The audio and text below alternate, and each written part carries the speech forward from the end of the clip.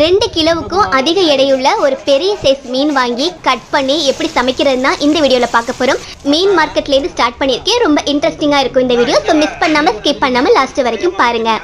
இப்போ மீன் பிடி தடைக்காலம் நடந்துட்டு இருக்கு. ஸோ மீன் வரத்து ரொம்பவே குறைவாக தான் இருக்குது. அந்த விலையும் கொஞ்சம் அதிகம். இருந்தாலும் மீன் சாப்பிடாம இருக்க முடியுமா?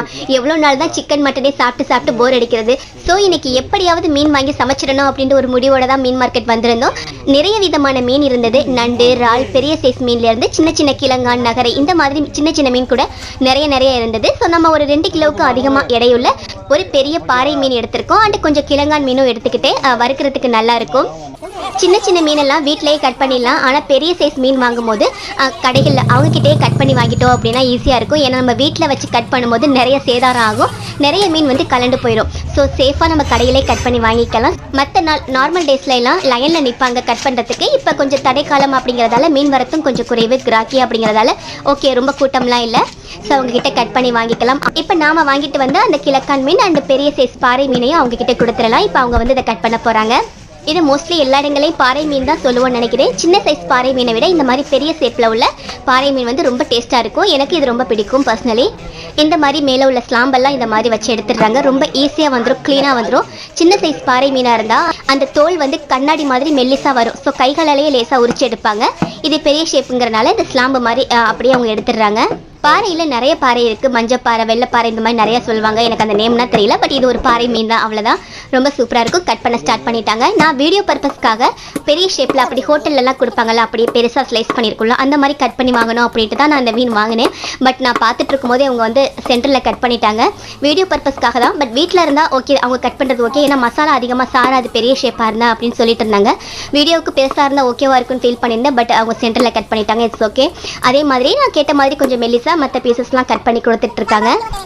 நம்ம என்னதான் வீட்டில் ஷார்ப்பாக கத்தி வச்சுட்டு கட் பண்ணாலுமே இந்த மாதிரி மெலிசாக கட் பண்ண வராது. ஒரு பெருசாக கட் பண்ணிடுவோம். இல்லைனா அந்த மீன் துண்டுகள் எல்லாம் கலண்டு பிஞ்சு வந்த மாதிரி இருக்கும். பட் ஸோ கடைகளில் கொடுக்கும்போது நமக்கு தேவையான ஷேப்பில் ரொம்ப சூப்பராக கட் பண்ணி கொடுத்துருவாங்க. கட் பண்ணி எடுத்துருக்காங்க. இப்போ இது எல்லாத்தையும் கவரில் போட்டு நம்ம வாங்கிட்டு கிளம்பிடலாம். மீன் ரெசிபி நான் எப்போ அப்லோட் பண்ணாலுமே நிறைய பேர் கமெண்ட்டில் கேட்பீங்க, மீன் ஸ்மெல் பிடிக்க மாட்டேங்குது, அந்த கவுச்சி ஸ்மெல் போகிறதுக்கு ஏதாவது டிப்ஸ் சொல்லுங்கள் கேட்டிருக்கீங்க. ஒன்றுமே இல்லை. இந்த மாதிரி கடைகளை நீங்கள் வாங்கிட்டு போனதும் நார்மல் வாட்டரில் ஒரு முறை நல்லா கழுவிட்டு ஒரு கை நிறைய கல்லுப்பு, நான் வாங்கின அந்த 2 கிலோ மீனுக்கு ஒரு கை நிறைய கல்லுப்பு, 1 டேபிள் ஸ்பூன் மஞ்சள் தூள், ஒரு அரை டீஸ்பூன் மிளகாய்த்தூள் ஆப்ஷனல் தான், சேர்த்துட்டு கைகளாலேயே கலந்து விடுங்க. உரசி கலகுறதுன்னு சொல்லுவாங்க. அந்த மாதிரி சேர்க்கும் போது மீனில் உள்ள அந்த வளவளப்பு தன்மையெல்லாம் உங்களுக்கு வந்துடும். கவுச்சி ஸ்மெல் போயிடும். இந்த மாதிரி கழுவி சுத்தம் பண்ணிங்க அப்படின்னா கொஞ்சம் கூட அந்த மீன் ஸ்மெல், மீன் கவுச்சி வாசம் அப்படின்னு சொல்லுவாங்கல்ல, ஸோ அது கொஞ்சம் கூட இருக்காது. ரொம்ப ஃப்ரெஷ்ஷாக இருக்கும். ட்ரை பண்ணி பாருங்கள். அதே மாதிரி நல்ல மஞ்சள் தூள், உப்பு, மிளகாய்த்தூள் போட்டு நல்லா கழுவி சுத்தம் பண்ணி ஒரு 6 பீசஸ் நான் எடுத்திருக்கேன். இப்போ இது எல்லாத்தையும் கொஞ்சம் ஓரமாக வச்சுட்டு அதே பிளேட்டில் மிளகாய்த்தூள், நான் கலருக்காக காஷ்மீரி மிளகாய்த்தூள் சேர்க்குறேன். காரத்துக்காக நீங்கள் நார்மல் மிளகாய்த்தூள் கூட சேர்த்துக்கலாம். மல்லித்தூள் அண்ட் சீரகத்தூள் சேர்த்து அரைச்சது ஒரு அரை டீஸ்பூன் சேர்க்குறேன். தனித்தனியாக சேர்த்திங்கன்னா 1/4 டீஸ்பூன் சேர்த்துக்கங்க. கூடவே மஞ்சள் தூள் ஒரு 1/4 டீஸ்பூன் சேர்த்துட்டு கொஞ்சமாக கரம் மசாலா ஒரு 1/4 டீஸ்பூன், மிளகுத்தூள் சேர்க்குறேன். சேர்த்துட்டு கூடவே ஒரு அரை டீஸ்பூன் இஞ்சி பூண்டு விழுதும் சேர்த்துடலாம். இப்போ உங்களுக்கு லேசான புளிப்பு சுவை பிடிக்கும் அப்படின்னா லெமன் ஜூஸ் கொஞ்சமாக சேர்த்துக்கலாம். இது சேர்க்காமலும் செய்யலாம். விருப்பப்பட்டால் மட்டும் லெமன் ஜூஸ் சேர்த்துக்கங்க கொஞ்சமாக. கூடவே 1 ஸ்பூன் ஆயில் சேர்த்துட்டு நல்லா கலந்து விட்டுக்கங்க. மிக்ஸ் பண்ணிவிட்டு கொஞ்சமாக தண்ணீர் சேர்த்து இதை நல்லா கலந்துக்கங்க.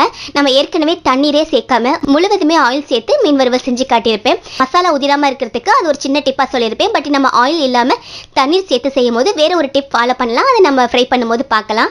இந்த மாதிரி கலந்து விட்டுட்டு தேவையான அளவுக்கு உப்பும் சேர்த்துருங்க. சேர்த்துட்டு தேவைப்பட்ட கொஞ்சமாக தண்ணீர் சேர்த்து இந்த மாதிரி பதத்துக்கு மசாலா கலந்துக்கங்க. ரொம்ப கெட்டியாக இருந்ததுன்னா மசாலா மீனில் ஒட்டாது. ரொம்ப லூஸாக இலகலாகவும் இருக்கக்கூடாது. இந்த மாதிரி பதத்துக்கு கலந்துக்கங்க. ரொம்ப கலர்ஃபுல்லாக இருக்குது. இப்போ இந்த மீன் துண்டுகளை மெதுவாக மசாலாவை கலந்து விட்டுருங்க. கலர் நான் தனியாக சேர்க்கலை. ஏன்னா நம்ம காஷ்மீரி மிளகாய்த்தூள் சேர்த்ததால் அதுவே நல்ல கலர் கொடுத்துருக்கோம். நீங்கள் நார்மல் மிளகாய்த்தூள் சேர்த்து கூட செஞ்சுக்கலாம். நம்ம சேனலில் இதுக்கு முன்னால் அப்லோட் பண்ண மீன் வறுவலில் வந்து கார்ன்ஃப்ளவர், சோள மாவு, அரிசி மாவு, இந்த மாதிரி மாவு வகைகள் கொஞ்சம் சேர்த்து செஞ்சுருப்பேன். அப்படி சேர்த்து செய்கிறது நல்லாயிருக்கும். ஆனால் என்னுடைய ஆல் டைம் ஃபேவரட் நார்மலாக வீட்டில் எப்போது செய்யக்கூடிய மெத்தட் அப்படின்னா எந்த மாவுமே சேர்க்காம இந்த மாதிரி மசாலா மட்டும் சேர்த்து செய்கிற இந்த மெத்தட், இதுதான் எங்களுக்கு பர்சனலி ரொம்ப பிடிக்கும். மாவு வந்து ஒரு கிறிஸ்பினஸ் கொடுக்கும் அப்படிங்கிறதுக்காக சேர்ப்போம். பட் காலங்காலமாக பாட்டி காலத்துலேயும் செய்கிற மெத்தடில் மாவெல்லாம் சேர்க்க மாட்டாங்க. மசாலா மட்டும் தான் சேர்த்து செய்வாங்க. அந்த மெத்தட் எனக்கு ரொம்ப பர்சனலி ரொம்ப பிடிக்கும். ஸோ அதே மாதிரி தான் இப்போ இந்த ரெசிபியில் நான் செஞ்சுருக்கேன். எந்த விதமான மாவுமே நான் சேர்க்கல. இந்த மாதிரி மீன் முழுக்கவே மசாலா நல்லா கலந்து விட்டாச்சு. பாருங்க கலர்ஃபுல்லா இருக்கு. இதில் நீங்கள் வாசத்துக்காக மல்லி இலைகளோ கருவேப்பிலை இலைகளோ சேர்த்துக்கலாம். பட் ஒரு சின்ன சேஞ்சுக்காக நான் கொஞ்சம் கசூரி மேத்தி இருக்குல்ல, அதை க்ரஷ் பண்ணிவிட்டு சேர்க்குறேன். இந்த ஃப்ளேவர் கொஞ்சம் நல்லாயிருக்கும், ரெஸ்டாரண்ட்டில் கொடுக்குற ஃபீல் கிடைக்கும். அல்லது நார்மலாக நீங்கள் கருவேப்பிலை கூட பிச்சு போட்டுக்கலாம், அல்லது எதுவுமே சேர்க்காமலும் செய்யலாம்.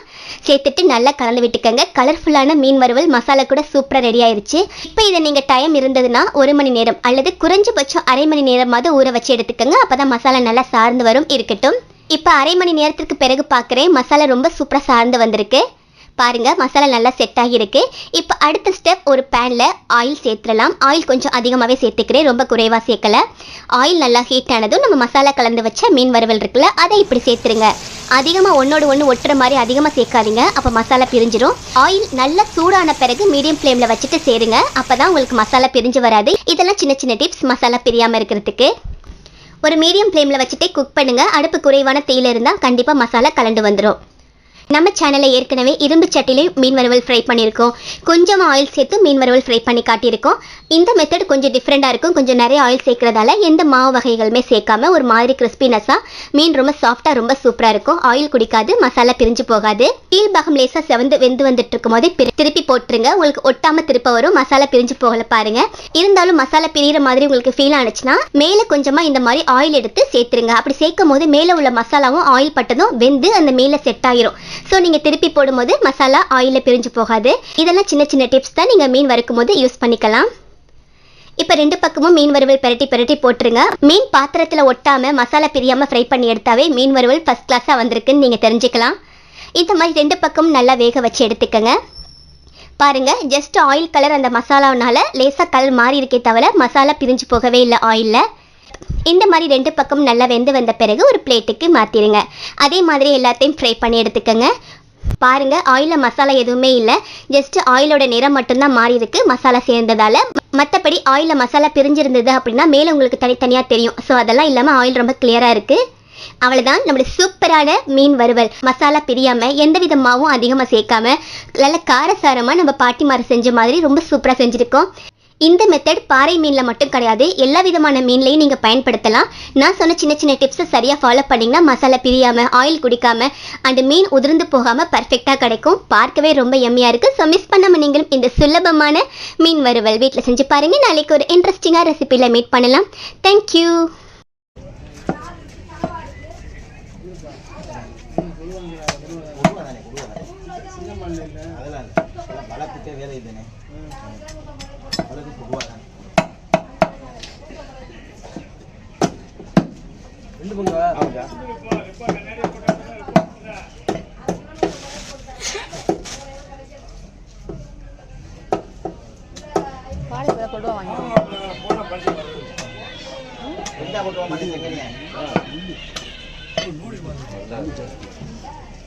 சரி வரும்.